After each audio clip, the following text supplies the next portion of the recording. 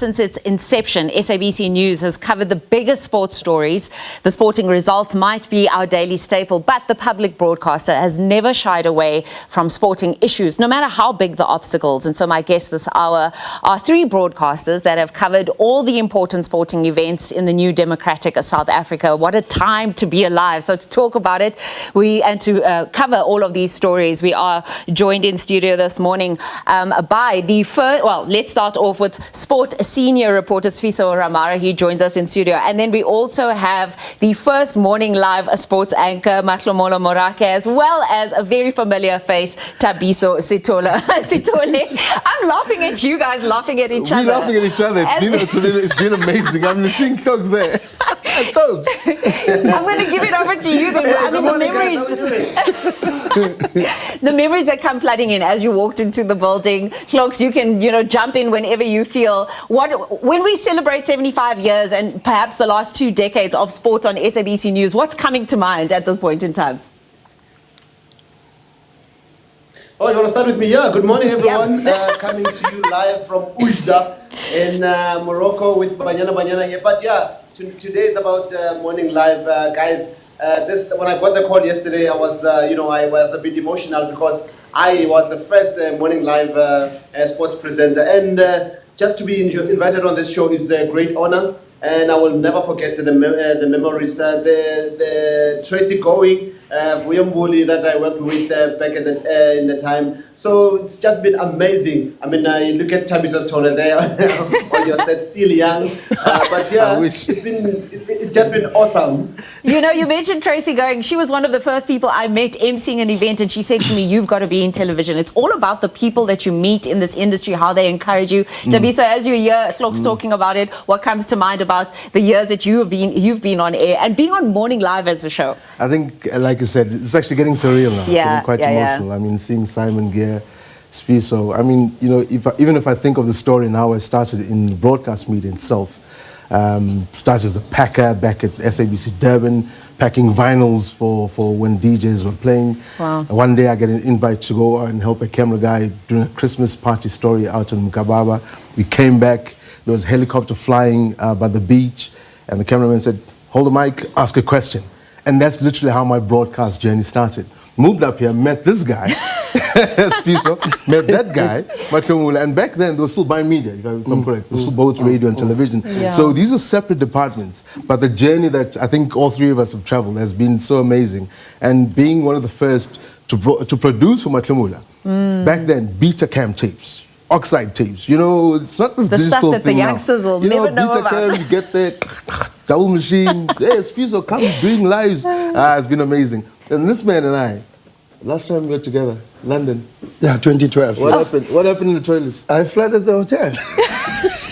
I was going to ask you about that. Please tell us about hotel floodings in your time at SABC. It was back in 2012. I was with Thabiso during the 2012 Olympics.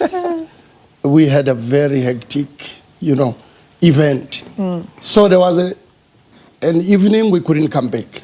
We had to work overnight. So when we came back, we went straight for breakfast, and we agreed that no, we're going to sleep at least half the day because it was too hectic. Then I decided to open the bathtub. Oh, no. And, sleep maybe for 20 minutes. And in London, nogal.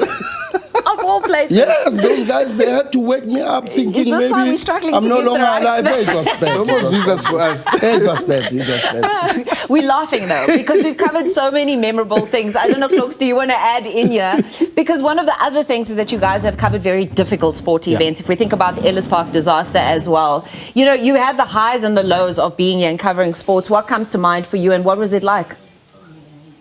For me, it would be the 2010 announcement when South Africa became the first African country to host the FIFA World Cup. I was there in Zurich representing the SABC, and I will never forget that. And I think the other thing that really stands out for me right now is working with Vuyombuli. He was such a character. He was streetwise. He was very smart when it came to sports. He knew every sport, so I had to be thoroughly prepared. Because I would come having prepared my bulletin, football, rugby, cricket, tennis, and then out of the blue, we would throw something, badminton, at you and expect you to say something. And you live on air, you had to say something. So he really told me to say, you need to be all-rounded, know all your sports. But yeah, it was an amazing time with Will. And this one is going to make everyone laugh. There was a time when I was stuck with a word, van der Westhuizen. I wanted to talk about that. It took me forever to say that word, and I am live. You know, it embarrassed me for the day, but it taught me that you just need to be prepared. You just need to be calm when you're doing live TV. And since then, I can tell you now, no word can throw me off. There's nothing like live television. In fact, Sakina has replaced Vuyo as being the news anchor that knows everything about sport and keeping me on my toes. As he mentions those stories, what comes to mind for the two of you as memorable occasions? I mean, you've seen so much. You saw Wade van Niekerk breaking records as well. We watched the Football World Cup. What's coming to mind? Basie? Yeah, I remember with Cloaks we covered a lot of AFCON tournaments. Yeah. I think the first AFCON tournament I went to with Mahlomola, it was when Ghana and Nigeria co-hosted. Then immediately after, I think... And I got sick in Ghana. Yes, it was a problem. It was a problem. But well, very, very memorable, events. I mean, And covering 5 AFCON tournaments in a row. Yeah. And people don't forget know the about the 2000 grids. Olympics, Sifiso. Paralympics, yes. I went with him to the Paralympics in Sydney, Australia. I briefly mentioned it earlier. In terms of sport is always such a form of levity for people. It brings brightness into their lives. And I mentioned the Ellis Park disaster earlier. What is it like covering sport from a tragedy perspective? Some of the stories that weren't always nice to cover. Look, the Ellis Park disaster, I think some of us when I arrived at the stadium, I think I arrived 5-10 minutes just before it happened. And we were still trying to find our way to our seats. We're still trying to check in, because as a media, we've got a different entrance. But and I remember calling, I think I was calling Clogs, one of the guys, to ask them where they were at the time. And it brings back a lot of, I want to say sadness, but not necessarily sadness, because in this industry, yes, we are journalists. In fact, I think let me premise it this way. We are journalists first before we specialize in sports, whether it's politics or econ. And that's the difficult part about covering things such as this. That sometimes you have to forget and leave that I'm just here for the score. I'm not here for who won, who lost. But you actually need to remember the 101s, the basics of journalism. And through the SABC, I must say as well, I've had the honor of even taking that outside of the SABC.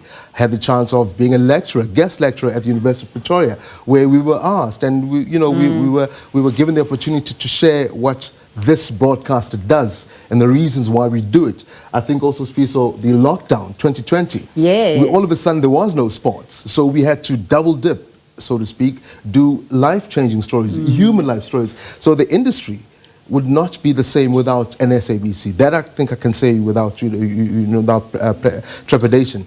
A lot of things, a lot of journals out there can learn a lot. If you come to the SABC, you've got the room to make a mistake. I say to make a mistake because it's a learning industry, It's a learning company, this SABC. And a lot of us not be where we are now. I mean, I'm a private journalist myself now, independent. And it's because of the teachings and learnings that I got from this place. Clogs is out in Morocco. It's because of the learnings in Oujda, Morocco. Yeah. Oh, I'm not trying to say that word like that.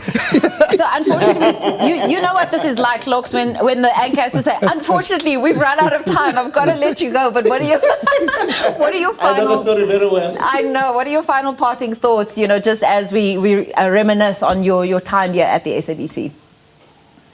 Yeah, I just want to say thank you to the SABC. I mean, I'm here today working for the South African Football Association. It's because of the grounding I got from the SABC. And exactly what Thabiso is saying, that we human beings first, and then we journalists, especially for a story like your Ellis Park disaster. I mean, you sometimes have to either to try and strike a balance to say, I'm a human being, but also I have a story to tell. Yes. I don't have to be too emotional about it, but also I don't have to be careless about how I report the story. So thanks to the SABC, I mean, after I graduated, the first job I got as a journalist was being at the SABC, working under Anton Snyman as well as David van der Sand, and the grounding I got with the colleagues like your Thabiso Sithole and Sifiso Ramara. I mean, those are the things I will never forget. Today, I am as strong as I am as a public speaker, as a journalist, as a media consultant, thanks to the SABC. Yeah, and thank you for paving the way for other anchors like myself. You did a sterling job. Anton is still here.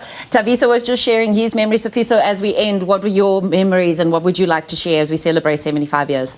Well, maybe our role, some of us who are still here, is to groom the young and upcoming journalists to make sure that, you know, we keep the flag flying high.